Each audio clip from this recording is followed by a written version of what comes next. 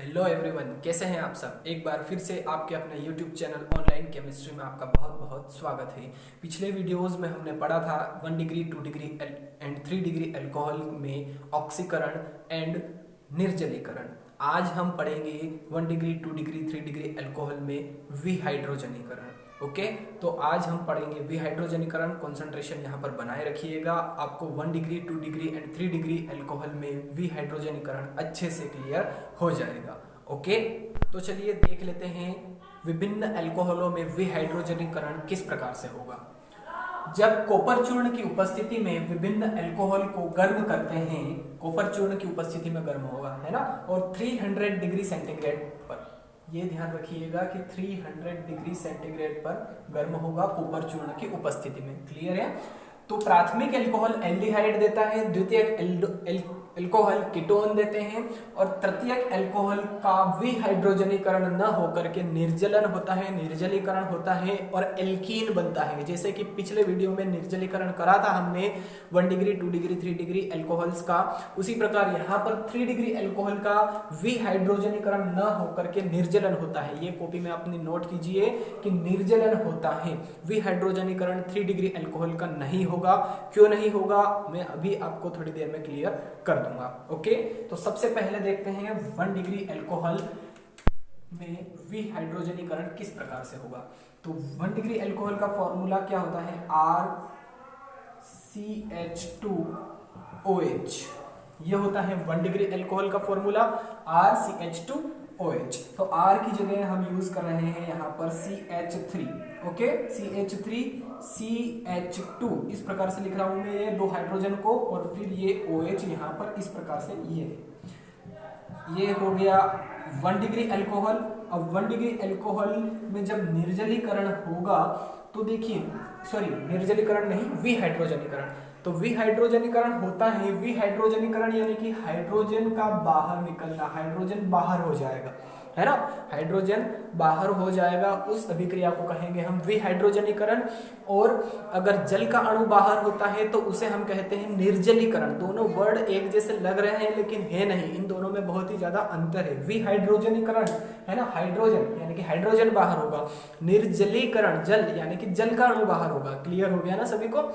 तो यहां से देखिए हाइड्रोजन तो बाहर होगा, लेकिन एक जो हाइड्रोजन है ये OH ग्रुप में से बाहर होगा, ये वाला हाइड्रोजन, और दूसरा अल्फा हाइड्रोजन, अल्फा कार्बन के पास जो हाइड्रोजन होंगे वो हाइड्रोजन बाहर होंगे, और एक OH फंक्शनल ग्रुप का हाइड्रोजन बाहर होगा। तो एक हाइड्रोजन तो ये हो जाएगा, और इन दोनों में से कोई भी एक हाइड्रोजन बाहर हो जाएगा। सपोज कर लेते हैं कि यहाँ से ये वाला हाइड्रोजन बाहर हुआ। ओके, तो ये H और ये H2 के रूप में हो गए बाहर। क्लियर हो गया सभी को। अब बचा क्या, एज इट इज लिखना है CH3, यहाँ पर C और ऊपर एक H बचा है। ये H तो बाहर हो गया, है ना। अब ये O बचा है, ये O। अब देखिए कार्बन की वैलेंसी देखिए यहाँ पर 1 2 3, कार्बन की वैलेंसी सिर्फ 3 ही है यहाँ पर, है ना। 4 होती है कार्बन की वैलेंसी और ऑक्सीजन की वैलेंसी 2 होती है। तो वैलेंसी कंप्लीट करने के लिए यहाँ पर डबल बॉन्ड हो जाएगा, डबल बॉन्ड का फॉर्मेशन हो जाएगा, और इस प्रकार से ये बन जाएगा एक एल्डिहाइड। और कौन सा एल्डिहाइड है, CH3 के बाद में C है तो एसिड एल्डिहाइड है, ये एसिड एल्डिहाइड। लिखा भी है कि प्राथमिक अल्कोहल एल्डिहाइड देते हैं, तो देखो दे दिया एल्डिहाइड CH3CHO, है ना, CH3CHO, CH3CH और O। यहाँ पर कार्बन और ऑक्सीजन की वैलेंसी कंप्लीट करी, डबल बॉन्ड का फॉर्मेशन हो गया। इस प्रकार से ये फंक्शनल ग्रुप बन गया हमारा। कौन सा functional group, aldehyde functional group. ठीक है, और CH3 के बाद में C लगा तो एसिड, है ना, मैंने पहले क्लियर किया था इस बात को। तो एसिड एल्डिहाइड बन गया 1 डिग्री अल्कोहल को। हाँ, यहाँ पर कॉपर चूर्ण रहेगा। ओके, कॉपर पाउडर, कॉपर चूर्ण, और 300 डिग्री सेंटीग्रेड पर। ओके, तो 300 डिग्री सेंटीग्रेड एंड कॉपर चूर्ण की उपस्थिति में जब 1 डिग्री अल्कोहल या प्राथमिक अल्कोहल को गर्म किया जाता है तो वो क्या बनाते हैं, एल्डिहाइड बनाते हैं। कौन सा एल्डिहाइड बनाया है यहाँ पर, एसिटेल्डिहाइड, और हाइड्रोजन बाहर हो गया है ना, विहाइड्रोजनीकरण यानी कि हाइड्रोजन बाहर हो गया बाहर हाइड्रोजन। ओके, सो 1 डिग्री अल्कोहल में विहाइड्रोजनीकरण रिएक्शन आपको आ गई है समझ में। सो चलिए अब देख लेते हैं 2 डिग्री अल्कोहल में विहाइड्रोजनीकरण किस प्रकार से होता है। 2 डिग्री अल्कोहल का जो फॉर्मूला होता है वो होता है R2CHOH, ये होता है 2 डिग्री अल्कोहल। अब R की जगह हम यूज कर रहे हैं CH3 है ना। अब OH फंक्शनल ग्रुप जिस कार्बन से जुड़ा है वो डायरेक्टली कितने कार्बनों से जुड़ा हुआ है, 2 कार्बनों से जुड़ा है, तो ये क्या हो जाएगा 2 degree alcohol. Okay, hydrogen valency complete करते हैं, हाइड्रोजन ऐड 3 होंगे यहाँ पर भी 3 हाइड्रोजन ऐड होंगे, यहाँ पर CH है ना। ये हो गया R1 R2, 2R हो गए, R2CHOH, R2CHOH। अब इसका जब विहाइड्रोजनीकरण होगा, किसकी उपस्थिति में होगा विहाइड्रोजनीकरण, कॉपर चूर्ण और 300 डिग्री सेंटीग्रेड पर। तो क्या होगा कि देखिए ये जो कार्बन है ये अल्फा कार्बन है, कैसे है आपको पता है, क्योंकि OH फंक्शनल ग्रुप जिस कार्बन से जुड़ा है वो अल्फा कार्बन, और अल्फा कार्बन 2 बीटा कार्बन से जुड़ा हुआ है यहाँ पर। ओके, तो अल्फा हाइड्रोजन एक बाहर जाएगा और OH फंक्शनल ग्रुप से एक हाइड्रोजन बाहर जाएगा, एक H ये और एक H ये दोनों बाहर हो जाएंगे किसके रूप में, H2 के रूप में है ना, H2 के रूप में बाहर हो गए। जो बचा उसको एज इट इज लिखना है CH3 सिंगल बॉन्ड C, यहाँ पर भी CH3 और ऊपर सिंगल बॉन्ड O है। अब वैलेंसी कंप्लीट करेंगे, डबल बॉन्ड का फॉर्मेशन हो जाएगा और इस प्रकार से ये बन जाएगा एसीटोन। क्लियर हो गया। डाई मेथिल कीटोन इसका साधारण नाम है, और CH3 C double bond O CH3 इसको एसीटोन के नाम से भी जाना जाता है। सो 1 डिग्री एंड 2 डिग्री अल्कोहल में आपको विहाइड्रोजनीकरण अच्छे से समझ में आ गया होगा। तो चलिए अब देख लेते हैं 3 डिग्री अल्कोहल में किस प्रकार से विहाइड्रोजनीकरण होगा। तृतीयक अल्कोहल या 3 डिग्री अल्कोहल का विहाइड्रोजनीकरण न होकर निर्जलन होता है। क्यों होता है अभी क्लियर हो जाएगा।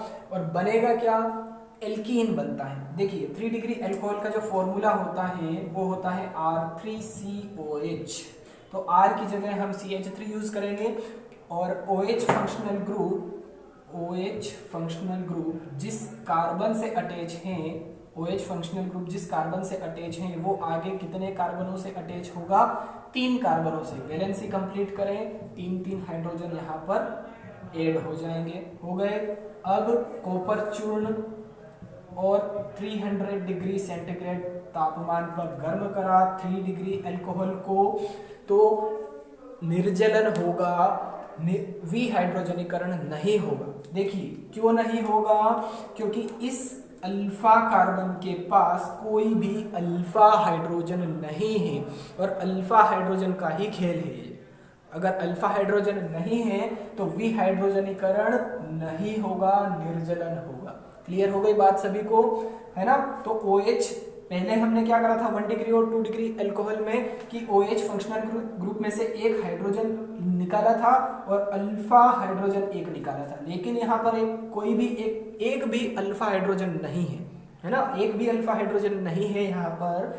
तो यहाँ पर विहाइड्रोजनीकरण नहीं होगा, निर्जलन होगा। और निर्जलन में क्या होता है कि ये OH फंक्शनल ग्रुप पूरा का पूरा, और यहाँ से ये जो हाइड्रोजन है यहाँ से कोई भी एक हाइड्रोजन, मान लेते हैं कि यहाँ से एक हाइड्रोजन और ये OH, ये दोनों बाहर हो जाएंगे किसके रूप में, H2O के रूप में। अब बचा क्या, एज इट इज लिख देना है हमें, CH3 सिंगल बॉन्ड C, नीचे CH3 है, नीचे CH3 है और ऊपर क्या है CH2 है ना, क्योंकि एक हाइड्रोजन चला गया है OH के साथ में H2O के रूप में।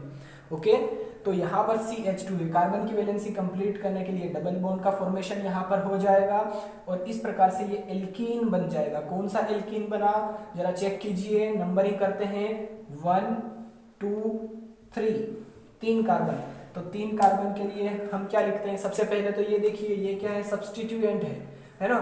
तो सब्स्टिट्यूएंट का नाम पहले लिखते हैं 2 मेथिल, कौन सा सब्स्टिट्यूएंट है, मेथिल है ना। 2 मेथिल 3 कार्बन के लिए प्रोप और फर्स्ट नंबर के कार्बन पर डबल बॉन्ड है तो इन। तो इस प्रकार से ये कोई एल्कीन बन गया। कौन सा एल्कीन बना, 2 मेथिल प्रोपीन। सेकंड नंबर के कार्बन पर मेथिल है तो 2 मेथिल और 1 2 3 कार्बन है तो प्रोपीन, प्रोप और डबल बॉन्ड है तो इन। ओके, क्लियर हो गया। सो 3 डिग्री अल्कोहल में याद रखिएगा विहाइड्रोजनीकरण नहीं होता है, उसके स्थान पर होता है निर्जलन, डिहाइड्रेशन। ओके, रिएक्शन आपके सामने है, अच्छे से समझ लीजिए इस रिएक्शन को, है ना। ये 3 डिग्री अल्कोहल है, OH और H बाहर हो जाएगा H2O के रूप में, क्योंकि यहाँ पर निर्जलन हो रहा है, विहाइड्रोजनीकरण नहीं हो रहा है। ओके, तो कॉपर चूर्ण और 300 डिग्री सेंटीग्रेड पर गर्म करा 3 डिग्री अल्कोहल को, तो H2O का अणु बाहर हो गया और एक एल्कीन का फॉर्मेशन हो गया। So I think 1 degree 2 degree and 3 degree alcohol आपको 3 डिग्री अल्कोहल में आपको विहाइड्रोजनीकरण अच्छे से क्लियर हो गया होगा। अगर आपको ये वीडियो पसंद आया है तो प्लीज़ वीडियो को लाइक जरूर कीजिएगा, अपने फ्रेंड्स के साथ में शेयर कीजिएगा, और अगर आप पहली बार वीडियो देख रहे हैं तो प्लीज़ चैनल को भी सब्सक्राइब कर लीजिए, साथ में बेल आइकन भी जरूर प्रेस कीजिए ताकि आगे आने वाले वीडियोस की नोटिफिकेशन भी आपको टाइम पर मिलती रहे। ओके, अच्छे से पढ़ाई करते रहिए, मेहनत करते रहिए। धन्यवाद, जय हिंद।